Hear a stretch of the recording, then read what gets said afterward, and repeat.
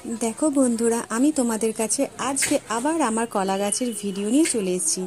आगे तोमादेर आमी कला गाछेर एकटा भिडियो देखेछिलाम ताते किभाबे मोचा आसछिलो आर एइबारे जे मोचाटा हयेछे सेटा केटे नेওয়া हयेछे आर कलाटा रये गेछे।